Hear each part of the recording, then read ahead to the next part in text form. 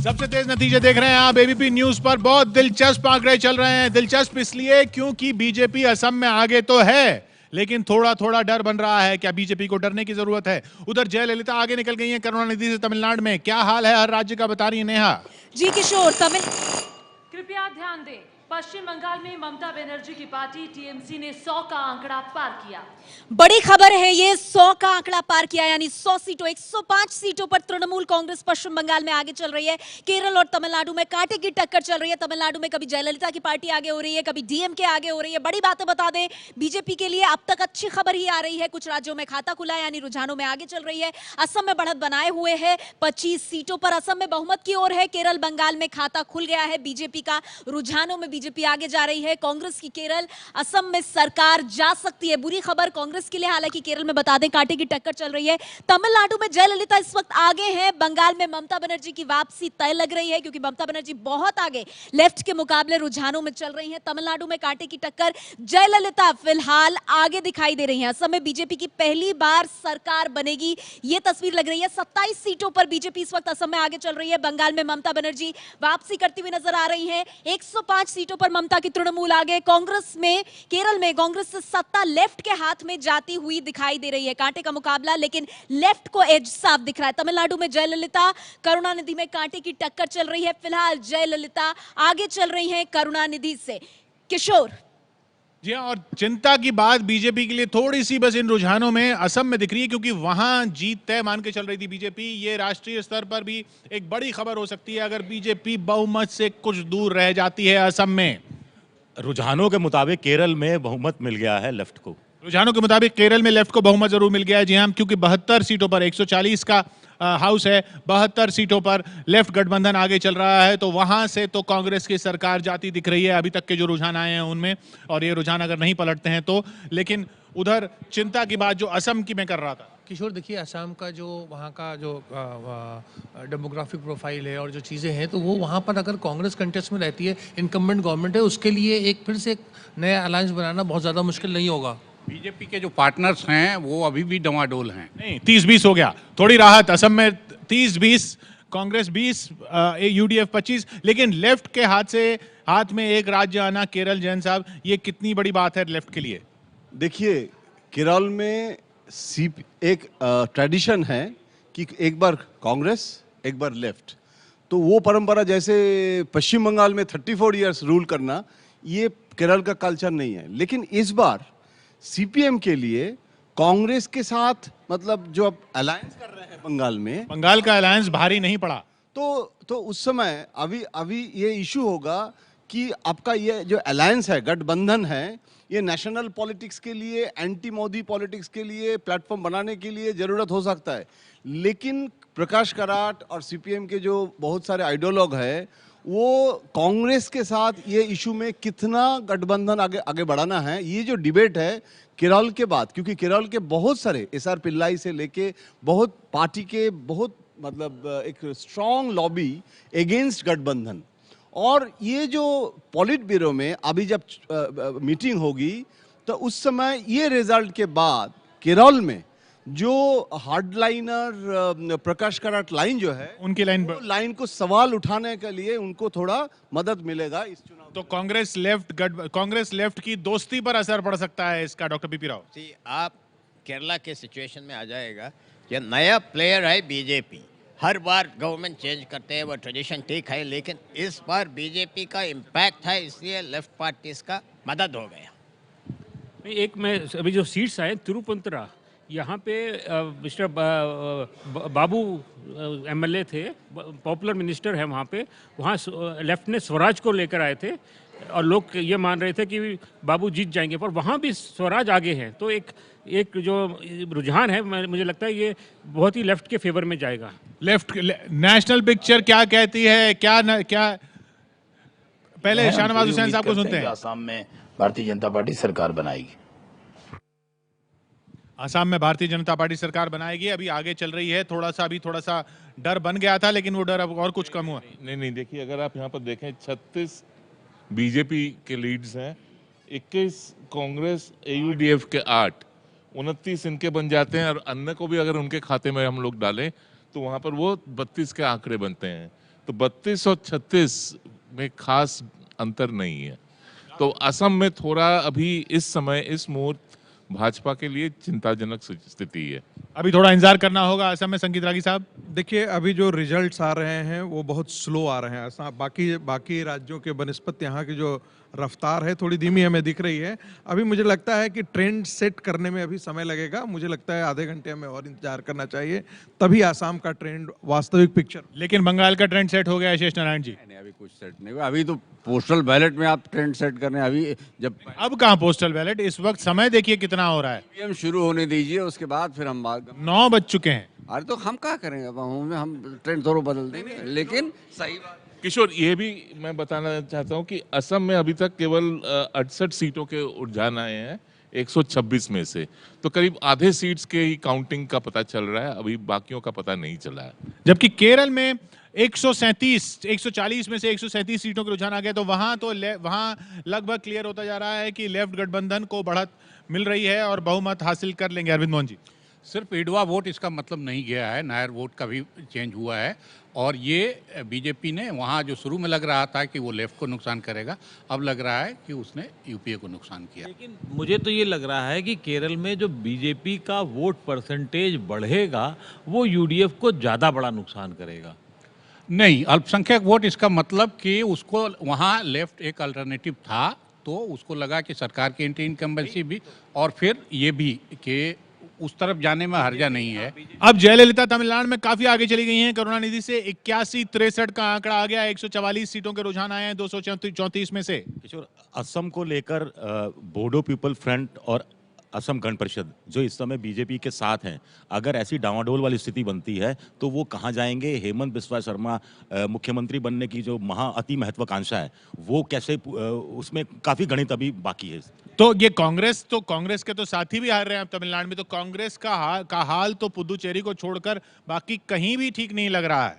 बिल्कुल सही है। कांग्रेस को सबसे बड़ी दिक्कत है, हेमंत ने अभी एक बड़ा रोचक बयान दिया कि राहुल गांधी ने उन्हें सिर्फ 3 मिनट के लिए दिया समय, और उस बीच में भी वो कुत्ते से खेलते रहे और कुत्ता भी उनका बिस्किट खा गया था, तो उसको कुत्ते को नहीं डांटा था, हेमंत को भी मतलब ऐसे कहा। तो ये एक अजीब सी स्थिति है और इतना विद्रोह उन्होंने अपने मन में पाल रखा है।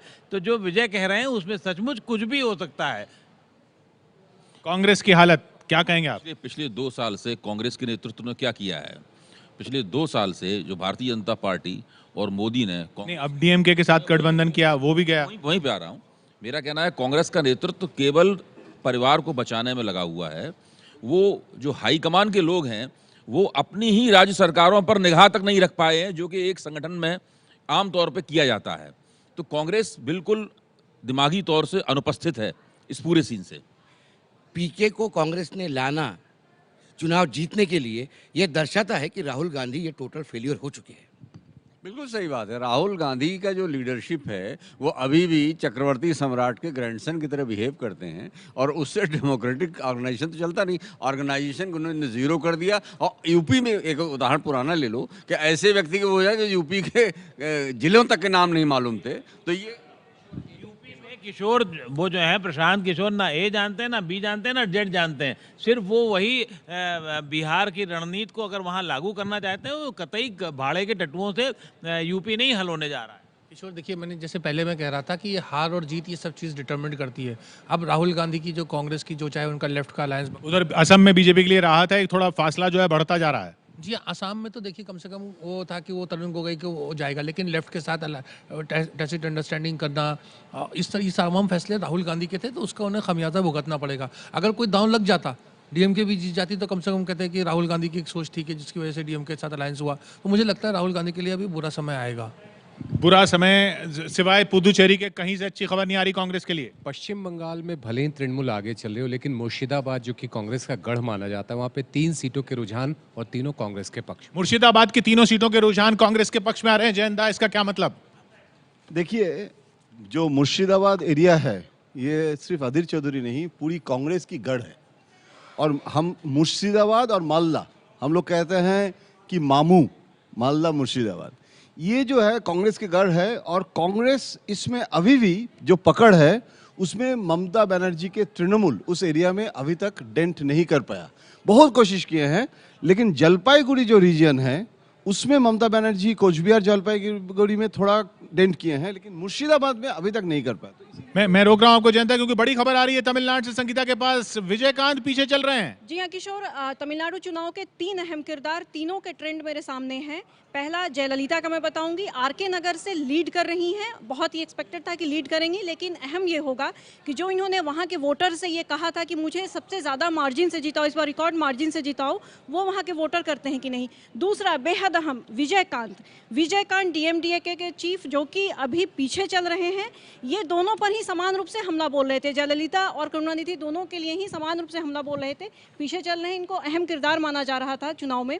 करुणानिधि का हमने पहले ही बताया था कि तिरुवरूर से वो लीड कर रहे हैं। तो 3 अहम किरदार, तीनों के ट्रेंड हमारे पास शुरुआती सामने। तो बड़ी खबर, ये विजयकांत ही पीछे चल रहे हैं। ये तमिलनाडु में जयललिता आगे आ जाएगा, एक नया फिलॉसफी आ जाएगा, सारा मुफ्त, कौन देगा, एवरीथिंग फ्री, उनको इलेक्शंस में जीत।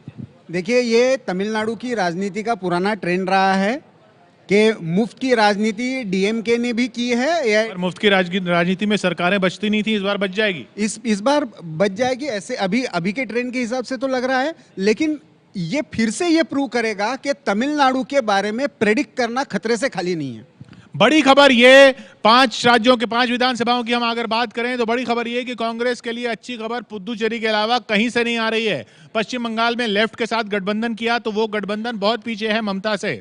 असम में कांग्रेस की सरकार थी तो वो गिरने जा रही है, बीजेपी आगे चल रही है। 70 रुझानों में 38 पर बीजेपी आगे, पश्चिम बंगाल के 180 रुझानों में 115 पर ममता आगे। तमिलनाडु में करुणानिधि से गठबंधन किया तो वो गठबंधन भी पीछे चल रहा है। 144 सीटों के रुझान आए हैं, उनमें सिर्फ 63 पर करुणानिधि गठबंधन आगे है। जयललिता 81 सीटों पर आगे चल रही हैं। केरल में कांग्रेस की सरकार थी, कांग्रेस गठबंधन की, उसको पटकनी देकर फिर लेफ्ट गठबंधन की सरकार बन सकती है, जो अभी तक रुझान आए हैं, और वो 137 रुझान है 140 में से, वो दिख रहा है। सिर्फ पुदुचेरी में जहां कांग्रेस की सरकार नहीं थी, वहां कांग्रेस को कुछ अच्छी खबर मिल सकती है। सबसे बड़ी बात यह है कि कांग्रेस रणनीतिक रूप से बुरी तरीके से फेल होती हुई नजर आ रही है। तमिलनाडु वाले में मामले में भी ले लीजिए, और चाहे असम में जिस तरीके से स्ट्रेटेजिकली गलती की है, वो उसमें भी फंसती नजर। जब भी हम लोग ट्रेंड को देखते हैं किशोर, तो एक बात ध्यान में रखना चाहिए कि पश्चिम बंगाल में अभी और 114 सीट के रुझान आने हैं, यहाँ पर 90 सीट, तमिलनाडु में 90 सीट के।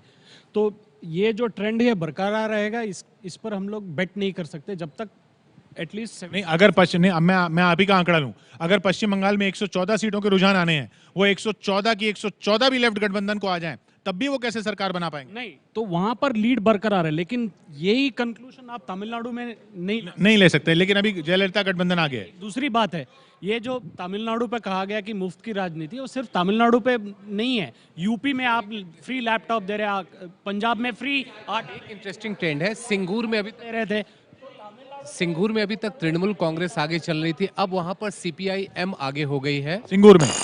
जहां न्यूज लाइव के मुताबिक असम में बीजेपी 51 सीटों पर आगे। न्यूज लाइव के मुताबिक असम में बीजेपी 51 सीटों पर आगे है। बंगाल में बीजेपी इस समय 4 सीटों पे आगे है, लेकिन बंगाल की जो डिटेल्स आ रहे हैं उसमें एक इंटरेस्टिंग फैक्टर ये आ रहा है कि अब तक जितने भी लीड्स हैं, सीपीएम को उसमें नुकसान है, कांग्रेस को गेन है। तो ये गठबंधन से शायद फाइनली देखा जाएगा कि सीपीएम को गेन नहीं हुआ, लेकिन कांग्रेस को गेन। लेकिन गठबंधन करने के बावजूद भी सरकार ममता बनर्जी की ही बनेगी, ये कांग्रेस की रणनीति पर ही सवाल होगा। हमारे साथ संजय नंदन हैं जो खबर दे रहे हैं असम की। बदरुद्दीन अजमल एआईयूडीएफ के जो बनाने वाले हैं वो पीछे चल रहे हैं सालवारा साउथ से, लेकिन उनकी पार्टी 2 सीटों पर आधिकारिक रूप से आगे चल रही है। उसमें से एक सीट बराक वैली का है जिसमें एक हिंदू कैंडिडेट था, वो आगे चल रहा है। तो अब बदरुद्दीन अजमल खुद पीछे चल रहे हैं, बदरुद्दीन अजमल खुद अपनी सीट से पीछे चल रहे हैं। बड़ी खबर ये, बीजेपी 44 सीटों पर आगे 77 में से, तो वहां अब बीजेपी की बढ़त ऐसी हो गई है कि चिंता जो है, जो बनी थी थोड़ी सी, वो काफी कम हो चुकी है। जयंदा, देखिए, कांग्रेस बदरुद्दीन के साथ प्री इलेक्शन अलायंस क्यों नहीं किया? इसीलिए नहीं किया कि सोचा कि उसमें भाजपा का फायदा हो जाएगा। बदरुद्दीन वो वैसे भी हो गया, लेकिन फायदा इसीलिए कह रहा हूं ना कि जहां मुस्लिम मेजॉरिटी स्टेट है वहां मुस्लिम पार्टी होता है तो भाजपा का फायदा होता है। ये थ्योरी ये भी एक थ्योरी है।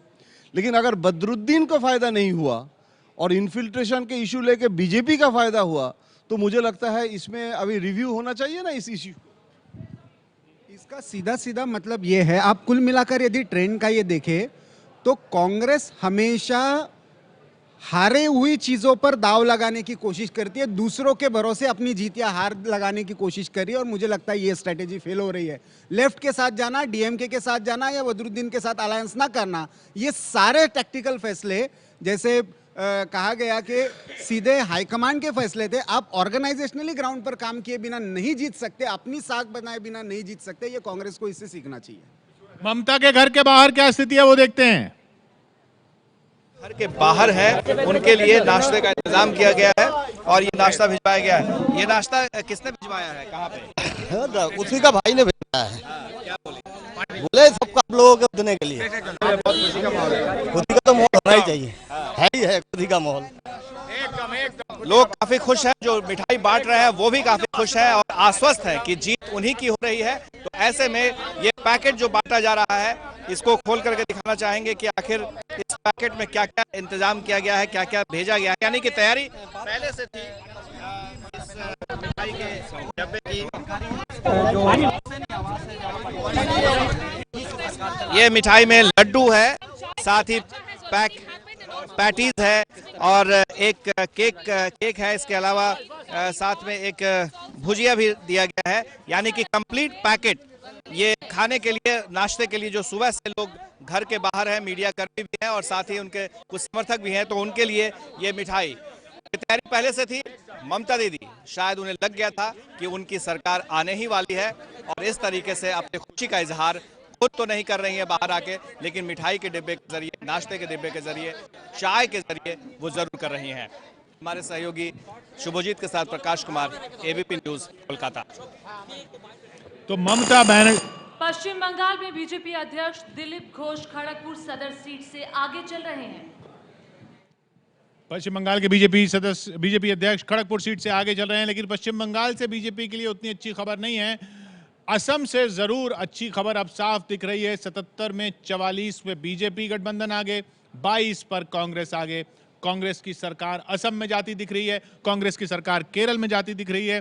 कांग्रेस का गठबंधन तमिलनाडु में कुछ नहीं कर पा रहा, ये दिख रहा है। कांग्रेस का गठबंधन पश्चिम बंगाल में कुछ नहीं कर पा रहा है, दिख पा रहा है।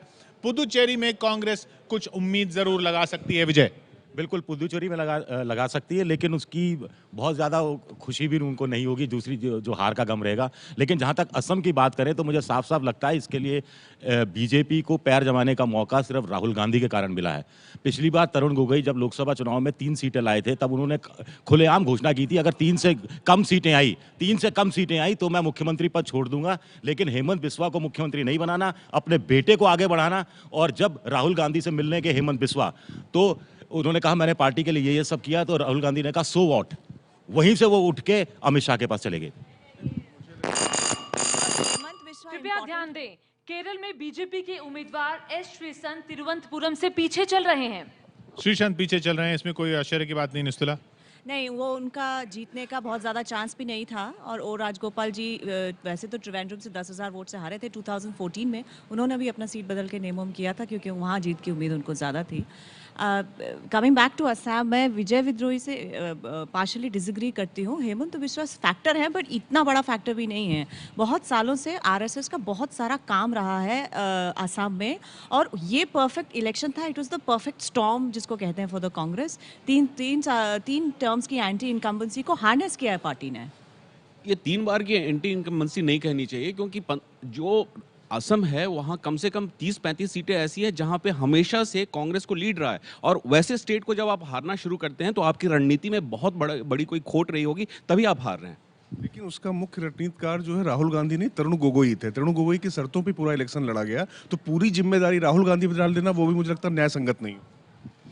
देखिए किशोर, वहाँ पर जो असम में था वो एक नीतीश कुमार की तरफ से प्रपोजल आया था कि एक ब्रॉड बेस्ड एक फ्रंट टाइप बनाया जाए जो भाजपा को वहाँ काउंटर करे, और उसको राहुल गांधी ने भी ओवर रूल किया। देखिए तरुण गोगोई को कोई कांग्रेस के जो सिस्टम होता है काम करने का, उसमें राहुल गांधी की मर्जी शामिल थी। तो 9:15 बज चुके हैं, 1.25 घंटा हो चुका है, गिनती शुरू हुए। तस्वीर ये दिख रही है कि पश्चिम बंगाल में ममता लौट रही हैं, बीजेपी असम में सरकार बनाने जा रही है। जयललिता शायद अपनी सरकार बचा लें, हालांकि अभी भी कांटे की टक्कर है। और केरल में कांग्रेस की सरकार जाती दिख रही है, सिर्फ पुदुचेरी में थोड़ी उम्मीद आती दिख रही है। नेहा, जी किशोर, 1.25 घंटा हो गया है, काउंटिंग शुरू हुए, वोटों की गिनती शुरू हुए और बड़ी बात है, आपको बता दें, बीजेपी के लिए अच्छे दिन तो कांग्रेस के लिए बुरे दिन, ऐसा लग रहा है क्योंकि अभी तक जितनी काउंटिंग हुई है उसमें बीजेपी के लिए अच्छी खबर आ रही है, लेकिन कांग्रेस के लिए पुदुचेरी को छोड़ दे तो हर तरफ से सिर्फ बुरी खबर। असम में बीजेपी को बढ़त है, केरल बंगाल में खाता खुल गया है। असम में बता दें बीजेपी काफी आगे चल रही है, 49 सीटों पर। कांग्रेस की केरल और असम में सरकार जा सकती है और अगर चली गई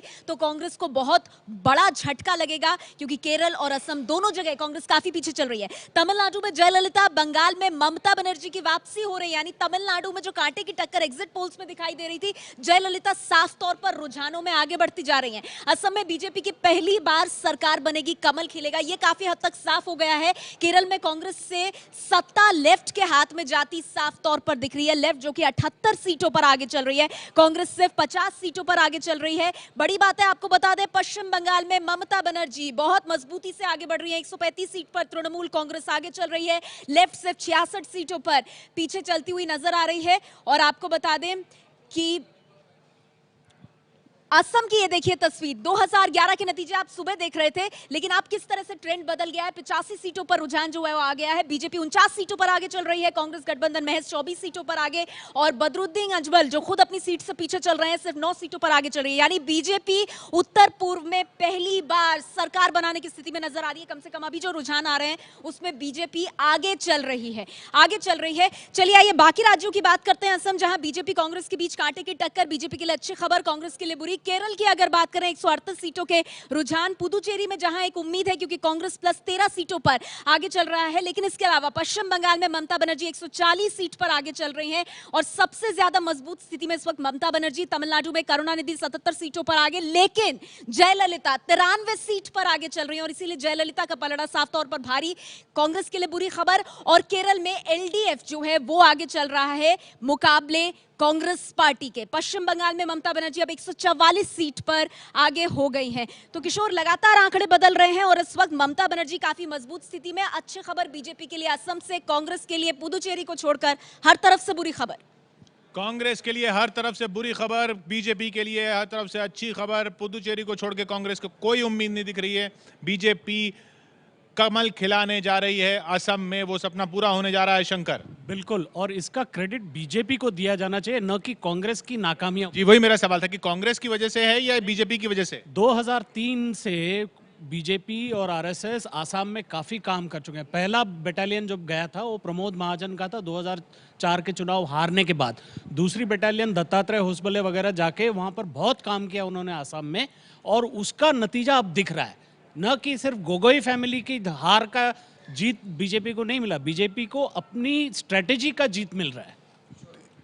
एग्जिट पोल के टाइम पे भी हमने कहा था कि आसाम की जीत कोई एक लहर की जीत नहीं होगी, इसमें संघ ने पिछले 20-25 साल से उस क्षेत्र में काम कर रहा है, बहुत सारी चीजें साथ में। इसमें नरेंद्र मोदी का कोई रोल नहीं है? नहीं, नेतृत्व का भी बहुत बड़ा रोल है। देखिए, जब स्ट्रेटजी बनती है किसी राज्य के लिए तो जो लोकल लीडरशिप होता है और नेशनल लीडरशिप होता है, दोनों का। नरेंद्र मोदी प्रधानमंत्री ना होते, नरेंद्र मोदी की लहर ना चली होती 2014 में, तो क्या असम में ये नतीजा आता? बिल्कुल नहीं आता। देखिए, लोकसभा का जो चुनाव है उसने मोमेंटम दिया है बीजेपी को। संघ कोई आज से नहीं, संघ पिछले 50 सालों से आसाम के अंदर काम कर रही है, कोई आज की बात नहीं है। नहीं किशोर, देखिए नरेंद्र मोदी फैक्टर तो उसमें है ही, लेकिन असम में इस बार जो बीजेपी की एक टैक्टिकल शिफ्ट रही है बिहार के बाद, उन्होंने सीएम कैंडिडेट डिक्लेयर किया, वहाँ का जो इलेक्शन स्ट्रेटजी है वो कृपया ध्यान दें, असम में बीजेपी ने 50 का आंकड़ा पार किया। बिहार और दिल्ली के जब नतीजे आए तब कंचन जी नरेंद्र मोदी के जादू पर सवाल उठे थे, तो अब नरेंद्र मोदी के जादू को क्रेडिट क्यों ना दिया जाए? नहीं, नरेंद्र मोदी का जो पॉपुलैरिटी है वो अपनी जगह पर है, लेकिन इलेक्शन स्ट्रैटेजी जो होता है, इस बार असम में बीजेपी की इलेक्शन स्ट्रैटेजी अलग रही। सीएम कैंडिडेट डिक्लेयर किया गया था, वहाँ का जो इलेक्शन स्ट्रैटेजी होगा वो वहाँ के लोकल लीडरशिप ने तय किया, तो ये बॉटम अप स्ट्रैटेजी था, टॉप डाउन नहीं। प्रफुल्ल केतकर जी, मुझे लगता है कि हमें इसको पर्सपेक्टिव में समझना चाहिए। जहाँ जहाँ पे आपको क्रेडिबल ऑप्शन, ये कॉम्बिनेशन ऑफ फैक्टर्स है। ऑफ कोर्स एक मोदी जी का प्राइम मिनिस्टर होना ये अपने आप में एक बहुत बड़ा फैक्टर रहा है, लेकिन बार बार दिल्ली की जब बात करते हैं तो अब हम भूल जाते हैं कि लोकसभा में सात सीटें इसी दिल्ली ने बीजेपी को दी थी। तो मुझे लगता है कि लोकसभा और विधानसभा के वोटिंग पैटर्न में अंतर होता है। यदि वो हम होलिस्टिक पर्सपेक्टिव में देखें कि पार्टी की टैक्टिकल अलायंसेस कैसे रही है, सोशल लेवल पे ग्राउंड पे काम कैसे रहा है और लीडरशिप प्रोजेक्शन कैसे रहा है, तो इन तीनों फैक्टर्स आसाम में मुझे लगता है ये कारगर साबित हुए और बीजेपी इसमें पॉजिटिवली कंस्ट्रक्टिवली सफल रही है और कांग्रेस इन्हीं फैक्टर्स पर कंप्लीटली फेल होती हुई दिखाई दी। उधर ममता बनर्जी बहुमत से सिर्फ 2 सीट दूर। रुझानों में जयंदा ममता बनर्जी की सरकार, अब साफ कहा जा सकता है कि ये ट्रेंड नहीं पलट सकता। देखिए, अभी ये ट्रेंड अगर नहीं चेंज होते हैं तो मैं कहूँगा कि अभी ये सोचना पड़ेगा कि शारदा से नारदा ये जो स्कैम है और जो पैसा लेने का जो छवि कैमरा में हम देखे हैं वो तो हकीकत है, वो तो झूठ नहीं है। लेकिन फिर भी 200, ये तो 200 तक जा सकता है आंकड़ा। सवाल यही है, तो इसका मतलब क्या होता है? इसका मतलब है जो आप भ्रष्टाचार के मुद्दों को सबसे बड़े मुद्दों करके उस मुद्दे को ममता बनर्जी के खिलाफ जो कैंपेन और जो हुआ है और इलेक्शन कमीशन जो रुख लिया है और बाकी चुनाव में हम रिगिंग, साइंटिफिक रिगिंग, पश्चिम बंगाल में तो रिगिंग जो है उसको साइंटिफिक रिगिंग कहा जाता है। तो आज अलायंस के लोग और प्रतिपक्ष रिगिंग का इशू भी नहीं उठा सकते हैं क्योंकि वो कल भी स्टेटमेंट किए हैं कि highly satisfied with the election commission का जो रूल। तो इसमें वो भी जो एग्जिट रूट भी नहीं रखा प्रतिपक्ष ने, इतना कॉन्फिडेंट थे। तो मुझे सिर्फ एक ही इसमें इशू है कि जो लोग नारदा स्कैम में एमएलए जैसे बॉबी हकीम, सुब्रत मुखर्जी, वो लोग जीत रहे या नहीं। उन सीटों पर हमारी नजर बनी रहेगी कि उन सीटों पर क्या होता है। किशोर, सबसे बड़ी बात बंगाल और केरल हम जब मिलकर देखते हैं तो हमें ये देखना चाहिए कि वहाँ का ट्रेडिशनल पॉलिटिक्स ये लेफ्ट डोमिनेटेड रहा है। हिंसा का वहाँ पे इलेक्शन में प्रयोग होता रहा है। लेफ्ट को उन्हीं के शस्त्रों से कौन मारता है उस पर बंगाल में भी Mamata has become more violent than left. That is the fact which we have seen in the election. और इसी आधार पर, और पर्याय क्या है, आज बंगाल के लोगों के सामने ममता नहीं तो कौन, ये कोई फेस हमें सामने नहीं दिख रहा। और ये भी एक महत्वपूर्ण, बीजेपी ने वहां कोशिश की थी लेकिन बीजेपी की लोकसभा और इसमें कितनी बड़ी बहुत देखिए ऐसा है कि बंगाल में तो उधर मैं रोक रहा हूं आपको, कोई बड़ी खबर है कि कृपया ध्यान दें, तमिलनाडु में बीजेपी का खाता खुला। बीजेपी का रुझानों में खाता खुला। डॉक्टर पीपी राव, आज का सबसे बड़ा न्यूज ये होता है जयललिता का विक्ट्री, 20 सीट कम है बहुमति से। यह आज असम का न्यूज, केरला का न्यूज सब पीछे जाएगा, जयललिता आगे आ जाएगा चीफ मिनिस्टर का। यह सबसे बड़ा न्यूज। अगर जयललिता अपनी सरकार बचाती हैं तो आज की सबसे बड़ी खबर होगी डॉक्टर पीपी राव के मुताबिक। ये कौन सी सीट है जहां बीजेपी आगे चल रही है? संगीता, कुछ पता चल रहा है? जी हाँ, ये मधुकुलथुर करके जगह है जहाँ से आप देखें यहाँ पर ये 28 नंबर ये सीट, जी मुदुकुलथुर है। मुदुकुलथुर से अरस कुमार, बीटी अरस कुमार ये जो है ये लीड कर रहे हैं बीजेपी के टिकट पे, यानी बीजेपी का खाता खुला है वहाँ पर। इस सीट के बारे में कोई जानकारी डॉक्टर राव? मुदुकुलथुर तमिलनाडु में नहीं, वो अभी जयललिता का ट्रेंड चल रहा है। बीजेपी सी जितना असम में बीजेपी गवर्नमेंट फॉर्म करना नॉर्थ ईस्ट के कॉन्टेक्स्ट में एक महत्वपूर्ण खबर है, उससे उतनी ही महत्वपूर्ण केरल और तमिलनाडु में बीजेपी की एंट्री होना ये उतनी ही बड़ी खबर है। Ideologically and organisationally it is going to have दूरगामी परिणाम इसके हमें दिखने को मिले। एक थोड़ा विषय बदल रहा हूं मैं। अगर जयललिता भी अपनी गद्दी बचाने में कामयाब होती है और ममता बनर्जी भी, तो क्या ये सवाल नहीं उठता कि क्या महिलाएं कामकाज संभालने में, सरकार चलाने में ज़्यादा सक्षम होती हैं या महिलाएं चुनावी रणनीति बनाने में ज़्यादा सफल होती हैं? लेकिन मैं उस सवाल पर जाऊंगा जो प्रफुल्ल केतकर जी ने उठाया, वो ये कि बीजेपी का तमिलनाडु में खाता खोलना, केरल में खाता खोलना, असम में जीतना, ये अपने आप में हमें वहीं ले जा रहा है कि बड़ी राष्ट्रीय पार्टी, मुख्य राष्ट्रीय पार्टी आज की स्थिति यह है कि बीजेपी है और कांग्रेस अब बिल्कुल राज्यों से निकलती रीजनल पार्टी की तरफ जा रही है। मैंने सुबह ही कहा था किशोर कि टेक्निकली कांग्रेस राष्ट्रीय पार्टी अभी है और भविष्य में भी रहने की संभावना है, लेकिन इफेक्ट में, इम्पैक्ट में यह कांग्रेस आज भी एक रीजनल पार्टी के तौर पर हो गई है।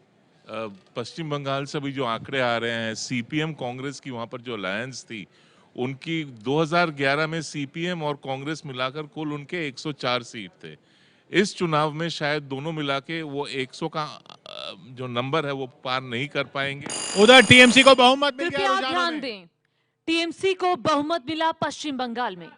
151 सीट पर ममता की पार्टी आगे। कंचनदा, और इस चुनाव में शायद सीपीएम को ज्यादा घाटा हो। अभी तक जो है 12 सीटों का घाटा सीपीएम को हुआ है, लेफ्ट को हुआ है, और कांग्रेस को 2 सीटों का फायदा हुआ है। तो इस अलायंस से शायद कांग्रेस को फायदा हो और लेफ्ट को घाटा हो। तो आगे चलकर इस पर क्या होगा? लेकिन बड़ा सवाल शेष नारायण जी, देश की मुख्य पार्टी तो बीजेपी है। नहीं, देखिए ये जो भी 1-2 सीटें मिल रही हैं, इनमें आज की स्ट्रेटजी कोई बहुत नहीं है। 2014 में साउथ इंडिया में भी पूरे देश में जो मोदी हो रहा था, ये उसी का कंटिन्यूएशन है, लेकिन उसको कंटेन नहीं कर पा रहे हैं। इसको यदि भविष्य की राजनीति के संदर्भ में देखेंगे तो यहाँ पर जो केरल और पश्चिम बंगाल, ये भाजपा के लिए बहुत ही महत्वपूर्ण प्रदेश होने जा रहे हैं 2019 के चुनाव के संदर्भ में, यदि इसको देखा जाए। और आप पश्चिम बंगाल कैसे? पश्चिम बंगाल में आप देखिए, यदि लेफ्ट और कांग्रेस का अलायंस नहीं होता तो भाजपा और भी अधिक मजबूत स्थिति में होती। क्योंकि लेफ्ट को वोट देने से, ये लेफ्ट की जीत से लोग डरते हैं, इसलिए एक तरफा वोटिंग आप देख रहे हैं ममता के तरफ गया। और वो जो एंटी इनकम्बेंसी और करप्शन वगैरह के जो मुद्दे थे ममता के खिलाफ, वो खड़े नहीं हो पाए। और यदि लेफ्ट और कांग्रेस का अलायंस नहीं होता तो यही वोट भाजपा की तरफ आता और भाजपा एक बड़े गेन की तरफ। देखिए, कल ही मैंने कहा था कि तमिलनाडु बहुत मुश्किल प्रांत है, और तमिलनाडु में सारे जो एग्जिट पोल्स थे वो भी आपस में टकरा रहे थे। और जो आपने यहाँ जो 2 एग्जिट पोल दिखाए थे, इसके अंदर करुणानिधि जीतते हुए दिखाई पड़ रहे थे, वो एग्जिट पोल भी पलट गए हैं। जहाँ तक असम का सवाल है, मुझे लगता है कि अगर शुरू में ही, जिस वक्त बिहार के चुनाव के नतीजे आए थे और नीतीश कुमार ने कोशिश की थी कि मौलाना अजमल और कांग्रेस के बीच में गठजोड़ हो जाए, और वो नाकाम रही कोशिश, अगर उसी वक्त इन लोगों में गठजोड़ हो जाता और कांग्रेस उनके साथ सत्ता की हिस्सेदारी करने के लिए तैयार हो जाती, तो शायद ये भारतीय जनता पार्टी और उनके अलायंस को थोड़ी बहुत टक्कर दे सकते थे। बिल्कुल बात सही है, क्योंकि जितना जो रुझान आ रहा है, नहीं, ये मुख्य राष्ट्रीय पार्टी अब बीजेपी है, इसमें कोई दो राय नहीं। ये तो नरेंद्र मोदी के प्रधानमंत्री बनने में और 283 सीटें आने पे ही तय हो गया था। नहीं, लेकिन तब भी कहा जाता था कि पूर्व और दक्षिण में कहा है, लेकिन पूर्व और दक्षिण में पूर्व में सरकार बन रही है। 282 सीट जीतने के बाद में ये प्रश्न उठता नहीं है। लेकिन एक बात बीजेपी को, कांग्रेस के मुकाबले बीजेपी को यह सोचना चाहिए कि जब भी वो जीतती है, कांग्रेस के विरोध में जीती है, और जो रीजनल पार्टीज है उनके विरोध में जीत नहीं पाती है। एक इंटरेस्टिंग ट्रेंड है, जो फ्लाईओवर हादसा हुआ था वेस्ट बंगाल में और जोरासांको जो सीट थी वहां पर बीजेपी के राहुल हाँ। चल रहे हैं। और ये पूरे इस रैली में भी अगर आप मुर्शिदाबाद देखें, जो कि काफी कांग्रेस का गढ़ माना जाता है, वहां पे 7 सीटों पे सीपीएम और कांग्रेस की कंबाइंड आगे चल रही है। सबसे महत्वपूर्ण ये है कि बीजेपी, मैं रोक रहा हूं आपको, 1.5 घंटा हो चुका है। तमिलनाडु में जयललिता की पार्टी एआईएडीएमके ने 100 का आंकड़ा पार किया। 1.5 घंटा हो चुका है और अभी तक के रुझान ये कहते हैं कि बंगाल में ममता, तमिलनाडु में जयललिता, असम में बीजेपी पहली बार कमल खिलाएगी, कांग्रेस सिर्फ पुदुचेरी में रह जाएगी। नेहा जी, 1.5 घंटा हो गया है, काउंटिंग शुरू हुए, वोटों की गिनती शुरू हुए। कांग्रेस के लिए बुरी खबर है, लेकिन बीजेपी के लिए अच्छी खबर। असम में जहां सरकार बन रही है, वहीं आपको बता दें बाकी राज्यों में भी बीजेपी ने खाता खोला है। बीजेपी के लिए इसलिए अच्छी खबर है और कांग्रेस के लिए बुरी खबर, क्योंकि जो 2 राज्य असम और केरल जहां सरकार थी कांग्रेस की, वहां से कांग्रेस बाहर जा रही है। असम में बढ़त है बीजेपी को, तमिलनाडु, केरल, बंगाल में बीजेपी का खाता खुल गया है। कांग्रेस की केरल, असम में सरकार अब जा सकती है। जो ट्रेंड्स हैं वो इस तरफ साफ इशारा कर रहे हैं। तमिलनाडु में जयललिता बढ़त, बंगाल में ममता की वापसी, ये साफ दिखाई दे रहा है। जयललिता, जिन्होंने एक तरह से एग्जिट पोल्स को भी झूठा साबित किया है। प्रधानमंत्री मोदी के लिए ये जो नतीजे हैं, इनके क्या मायने हैं, जो रुझान है वो क्या कहते हैं प्रधानमंत्री मोदी के लिए? उत्तर पूर्व में पहली बार सरकार बनने जा रही है बीजेपी की, और इसमें एक बड़ा योगदान प्रधानमंत्री मोदी का। बिहार, दिल्ली की हार के बाद असम में ये पहली जीत होगी 2019 के लिए, ये बहुत शुभ संकेत बीजेपी के लिए। अब 9 राज्यों में बीजेपी की सरकार हो जाएगी असम में सरकार बनने के साथ, जिसका मतलब देश की 36% आबादी में बीजेपी की सरकार होगी और कांग्रेस की सिर्फ 7% आबादी में। और इसीलिए यह सवाल कि अब मुख्य पार्टी अगर बीजेपी नहीं तो और कौन? राष्ट्रीय स्तर पर राहुल गांधी के लिए 2 राज्यों असम, केरल से कांग्रेस की सरकार जा रही है। ट्रेंड्स यही बता रहे हैं। बंगाल, तमिलनाडु में गठबंधन फेल रहा कांग्रेस का डीएमके के साथ। बिल्कुल फेल। सिर्फ 6 राज्यों में अब सरकार बचेगी कांग्रेस पार्टी की, यानी 12 से घटकर सिर्फ 7% आबादी में कांग्रेस का राज रह जाएगा। राहुल गांधी के नेतृत्व पर इससे सवाल उठेंगे। कांग्रेस बीजेपी के लिए किशोर फायदा और कांग्रेस के लिए नुकसान ही नुकसान। तो इसका इन नतीजों का अगर यही रुझान नतीजों में तब्दील होते हैं और ममता की सरकार बनती है पश्चिम बंगाल में, तमिलनाडु में जयललिता की सरकार बनती है, केरल में लेफ्ट की सरकार बनती है, कांग्रेस हारती है, पुदुचेरी में बस कांग्रेस बच जाती है और बीजेपी कमल खिलाती है असम में, तो प्रधानमंत्री मोदी के लिए क्या मायने हैं इसके? एक लाइन में अगर एक सबसे बड़ी बात जो प्रधानमंत्री मोदी आज सोच रहे होंगे वो क्या होगी अभय जी? प्रधानमंत्री मोदी बहुत ही खुश होंगे और वो भविष्य की अपनी योजनाएं बना रहे होंगे, लेकिन मैं ये चाहता हूं कि प्रधानमंत्री मोदी असम की जीत को अपने लिए गेम चेंजर न माने, क्योंकि असम की जीत उनके लिए गेम चेंजर नहीं होगी, उनके लिए गेम चेंजर होगी उत्तर प्रदेश की जीत। सही बात यह है कि ये आज की जीत आज ही तक के लिए रहेगी, क्योंकि उनको स्ट्रेटेजिकली यूपी पर ध्यान देना होगा और आज की जीत आज के लिए रहेगी। नहीं, यूपी और गुजरात के जो चुनाव आने वाले हैं वहाँ जो वर्कर डिप्रेस्ड था उसके लिए बहुत बड़ा मोरल बूस्टिंग होगा कि अभी मोदी का जादू बरकरार है। बिल्कुल ये मान करके चलिए कि बिहार और दिल्ली दो बहुत बड़ा एक तमिलनाडु में देखिए जयललिता की पार्टी के दफ्तर के बाहर जश्न शुरू। बिल्कुल जयललिता, मैं कल भी अभी सुबह भी कह रहा था कि जयललिता पर ऐसे दाव मत लगाइए। जयललिता, मुझे ऐसा लगता है कि वहाँ पर एंटी इनकम्बेंसी फैक्टर तमिलनाडु में बिल्कुल नहीं थी। पश्चिम बंगाल में हो सकता है सोशल कोएलिशन जो था पश्चिम बंगाल का, उसको ममता ने इंटैक्ट अपने फेवर में रखा है। जयललिता अपने भी सोशल कोएलिशन को वहाँ पर इंटैक्ट रखी है। डीएमके का जो एक लीडरशिप फैक्टर है वह उसके लिए घातक साबित हुआ। कंचनदा, प्रधानमंत्री मोदी के लिए मायने इन नतीजों के? नहीं, बहुत बड़ा इम्पैक्ट होगा इसको। बिहार के बाद जो एक पॉलिटिकल मोमेंटम होता है सरकार का, उस मोमेंटम में कमी आई थी और असम में जीत के बाद और अगर ये लीड्स बने रहे तो बंगाल में 8 सीट, तमिलनाडु में 2 सीट, केरल में शायद कितने 3 सीट्स में लीड है। तो इस किस्म की रिजल्ट्स के बाद एक अपना पॉलिटिकल मोमेंटम गेन होता है और नया जोश आता है सरकार में। उससे भी ज्यादा इम्पोर्टेंट जो है बीजेपी के अच्छे दिन आ गए। अच्छा नहीं, सही बात है, मोदी के लिए मोमेंटम बिल्डअप होगा, हर जगह वर्कर होंगे, एमएलए होंगे तो काम तो अच्छा करेंगे। मोदी जी का जो सकारात्मक राजनीति है उस पर विश्वास सभी का दृढ़ होगा और ये एक बहुत ही अच्छा संकेत है पूरे देश के लिए। और जो इकोनॉमिक रिफॉर्म्स है और भी जो दूसरे तरह के पहल हैं उसमें गति आएगी और देश में जो शिव शक्ति बख्शी जी कह रहे हैं सकारात्मक राजनीति और इकोनॉमिक रिफॉर्म्स के लिए ये अच्छी खबर है। आप मानते हैं शंकर? मैं इसको यहीं पे इतना ही इसमें मानना चाहिए कि मोदी जी का नेतृत्व अभी भी बरकरार है, उनका मैजिक बरकरार है। आसाम में वो सरकार बना रहे हैं, बहुत बड़ी उपलब्धि है। बंगाल में 10% वोट मिल रहे हैं, बस बंगाल से बड़ी खबर है ये कि 10% वोट मिल रहे हैं बीजेपी को। देखिए, बंगाल में वोट मिल रहे हैं, उससे ज्यादा केरल में और तमिलनाडु में उनका अकाउंट खुल रहा है जिस तरह से, और जिस तरह से उन्होंने फाइट दी है रीजनल पार्टी तमिलनाडु में साथ। जयंतदा, 10% वोट बंगाल में, 10% वोट, ये बड़ी खबर। बीजेपी को 10% वोट, ये ममता की मदद कर गए, वो अलग बात है। देखिए, बीजेपी के लिए पश्चिम बंगाल नॉन बेस एरिया है, हिंदी बेल्ट नहीं है और पश्चिम बंगाल में हो सकता है श्यामा प्रसाद मुखर्जी ने पार्टी का जन्म दिया था, लेकिन पश्चिम बंगाल में बीजेपी का कभी। पर ये बीजेपी की वजह से ममता जीत रही हैं? नहीं, देखिए, बीजेपी का जो वोट है ये सोचा गया था कि ट्रांसफर किधर होगा, अर्थात बीजेपी का जो वोट है वो एंटी ममता अगर हो जाए। मैं इसीलिए बार बार ये कह रहा था कि बीजेपी का जो ग्रोथ है वो एंटी ममता वोट में डिवीजन होगा, वो ममता के लिए कॉम्प्लीमेंट्री है। आप जो कह रहे हैं उसके साथ मैं सहमत हूं। मतलब इसीलिए ना कांग्रेस और सीपीएम ने गठबंधन किया था कि डिवीजन ऑफ वोट ना हो। जब सीपीएम पावर में था उस समय ममता, बीजेपी, कांग्रेस, क्यों ममता ने ग्रैंड अलायंस किया था, वो नारा क्यों दिया था? इसी के कारण डिवीजन ऑफ वोट। तो आज ममता का फायदा इसमें हो रहा है, लेकिन बीजेपी के लिए सोचिए कि जो नॉन बेस एरिया में अगर ये सही है, अगर ये परसेंटेज ऑफ वोट और नंबर ऑफ सीट्स बढ़ा है, तो बीजेपी के लिए तो ये यूपी नहीं है, इवन आसाम भी नहीं है। तो पश्चिम बंगाल में बीजेपी का जो ग्रोथ है ये बीजेपी के लिए बहुत सुखद है। असम में बहुमत से सिर्फ 5 सीट दूर है। बड़ा फासला है। 59 सीटों पर अभी तक 94 में से बीजेपी आगे है। आशीष गुप्ता जी, नहीं, ये तो बीजेपी के लिए सबसे बड़ा ये होगा कि ये गेटवे है। असम नॉर्थ ईस्ट का जितना 7 स्टेट आगे है, इसके लिए असम एक बेस है और एक गेटवे है। इसलिए बीजेपी के लिए ये बहुत बड़ा एक आने वाला दिन में अच्छा साबित हो। हर तरफ हर जगह से बीजेपी के लिए अच्छी खबर। संगीता।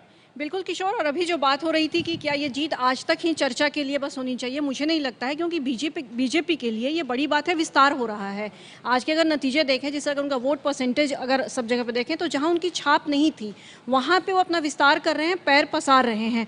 और ये 2014 का आप आगे का असर तो कह ही सकते हैं कि चूंकि पूरे बहुमत के साथ जीती थी, लेकिन जो उनको चुनौती दी जाती थी कि अमुक क्षेत्र में नहीं है बीजेपी, वहां पर आपकी प्रेजेंस नहीं है, उस बात को ध्वस्त कर रही है और अपनी प्रेजेंस दर्ज कर रही है। असली चुनौती निश्चित तौर पे उत्तर प्रदेश है, नॉर्थ के हैं, लेकिन ये प्रेजेंस बहुत बड़ी बात है। इसके नेशनल परिणाम तो होंगे ही। एक तो मोरल बूस्ट होगा पार्टी का। अगर 2 साल आप देखें मोदी सरकार के, तो 2 साल में थोड़ा एंथुजियाज्म डिसिपेट होता है, उसको थोड़ा आगे बढ़ाए। तो इसका सीधा ग्राउंड पर असर क्या देखेंगे राजकिशोर जी? ग्राउंड पे सीधे आप देखिए कि भारतीय जनता पार्टी, कहा जाता था कर्नाटक के बाद दक्षिण भारत में वो आगे नहीं बढ़ पा रही, वहाँ पर वो आगे बढ़ रही है। उत्तर पूर्व और पूरब में वो बढ़ रही है। इससे ज़्यादा महत्वपूर्ण होगा, आप मोदी की बात कर रहे हैं, सबसे ज़्यादा महत्वपूर्ण हो जाएगा ये भाजपा अध्यक्ष अमित शाह के लिए, क्योंकि अगर बिहार की हार और दिल्ली की हार के लिए जिम्मेदार उनको ठहराया जाता था, तो अब यहाँ पर असम की जीत के लिए जो स्ट्रेटजी की बात हो रही है, उसका श्रेय किसको दिया जाएगा? और इतनी बात नहीं है, अभी बहुत परिवर्तन की बातें भी चल रही हैं, तो इस लिहाज से आप किस तरफ इशारा कर रहे हैं? मैं रिसपल और उसकी तरफ इशारा कर रहा हूँ। तो अमित शाह का मजबूत होना, प्रफुल्ल केतकर जी, क्या होगा अब क्या अंदर के समीकरण क्या होंगे बीजेपी के? देखिए, ऑर्गेनाइजेशनली बीजेपी और कंसोलिडेट करने जा रही है, और मुझे लगता है कि केवल व्यक्तियों के रूप में इसमें नहीं देखना चाहिए, हमें ये समझना चाहिए कि बीजेपी एक विचारधारा की पार्टी है। नॉर्थ पर व्यक्ति अहम है, उनमें व्यक्ति अहम है, अमित शाह अहम है, मोदी अहम है। लीडरशिप भारत के राजनीति में हमेशा अहम रही है, लेकिन लीडरशिप के साथ हमें ये ध्यान में रखना चाहिए, पिछले 2 साल में नॉर्थ ईस्ट में जितने कंस्ट्रक्टिव काम हुए हैं, चाहे इंफ्रास्ट्रक्चर के हो, चाहे पॉलिसी इश्यूज पर हो, उतने आज तक कभी नहीं हुए थे। तो मुझे ये लगता है कि बीजेपी के ideological consolidation, organisational work and leadership, ये तीनों का एक कंबाइंड फैक्टर। देखिए, जहाँ के ऊपर इस तरह का जो ध्रुवीकरण होता है, खासतौर से धर्म के आधार पर, वहाँ पर भाजपा को बहुत ज़्यादा सफलता मिलती है, और उस सफलता में अमित शाह और प्रधानमंत्री नरेंद्र मोदी दोनों को श्रेय जाता है। ये सिर्फ ध्रुवीकरण का नतीजा है। ये एक पार्टी जहाँ जो थी नहीं, बंगाल में थी नहीं, केरल में थी नहीं, बंगाल अगला पड़ाव होगा। ये असम में जो भाजपा की जीत है, वो उसका बहुत बड़ा एक कारण, उसका वहाँ के जो वोटों का जो ध्रुवीकरण हुआ है वो है। एक मेरा छोटा सा एक सवाल है कि ये जो बीजेपी का विस्तार हो रहा है, इससे वो खुश होकर वही पॉपुलर स्कीम्स की तरफ जो अभी तक दिखती है, उसी को आगे बढ़ाती रहेगी, या आर्थिक सुधारों की दिशा में कुछ कड़े कदम उठाने की अब सोचेगी? क्या कुछ कड़े कदम उठाए जाएंगे? एक अहम बात यह है कि बीजेपी का भले विस्तार हो रहा है, लेकिन शेयर बाजार ने बहुत पॉजिटिव रुख नहीं दिखाया है। आज दोनों ही इंडेक्स की अगर मैं बात करूं, बीएसई सेंसेक्स या निफ्टी, दोनों ही नीचे खुले हैं। इसका मतलब ये है कि बाजार में कुछ और मुद्दे भी जो हैं वो हावी दिख रहे हैं इन चुनावी नतीजों। देखिए, एक तरफ इलेक्शन में मोदी इफेक्ट है और इकोनॉमिक्स में स्वामी इफेक्ट है। ये तमिलनाडु में जयललिता आरके नगर सीट से 5000 वोटों से आगे चल रही हैं। असम जो है उसकी जीत, बीजेपी की जीत बहुत महत्वपूर्ण है, लेकिन बहुत डिफिकल्ट स्टेट भी है। और जिस तरह से इन्होंने बदलाव, डेवलपमेंट और नए लीडरशिप का नहीं, उधर एक बड़ी खबर कांग्रेस के लिहाज से, पुदुचेरी में एनआर कांग्रेस आगे हो गई है। एक ही अच्छी खबर कांग्रेस को आ रही थी, वो भी अब पलट चुकी है। रशीद जी हाँ, देखिए, ये तमिलनाडु और जो पुदुचेरी है वो चोली दामन का साथ है, तो वहाँ डीएमके हार रहा है, कांग्रेस अलायंस हार रहा है, तो उसका एक रिपरकशन पुदुचेरी में भी हो रहा है। तो साफ 5 जगह से कांग्रेस साफ। मोदी के उभार का जो पॉलिटिकल इंडेक्स होगा वो देखिएगा अब किस पे पड़ेगा, नीतीश कुमार पे पड़ेगा कि केजरीवाल पे कितना पड़ेगा, ये एक बहुत बड़ा सवाल आज के बाद होगा। और इनको अब अपनी रणनीति शायद बदलने या सोचने का एक वो होगा मौका। कांग्रेस खुद भी हार रही है, जो उसके साथ गठबंधन कर रहा है वो हार रहा है। बीजेपी के लिए भी तो ये अच्छी खबर है। कंचनदा, नहीं, पश्चिम बंगाल में कांग्रेस गेन कर रही है और सीपीएम शायद जितने सीट्स पार्टी पर सरकार तो देखिए, जो जिस उद्देश्य से वो गठबंधन बना वो नहीं हुआ पूरा। तमिलनाडु में जिस उद्देश्य से गठबंधन बना नहीं हुआ पूरा। पुदुचेरी तक में जहां उम्मीद थी वहां भी अब एनआर कांग्रेस आगे चल रही है। केरल में सरकार चली गई है। कृपया ध्यान दें, न्यूज लाइव के मुताबिक बीजेपी को असम में बहुमत हासिल हुआ।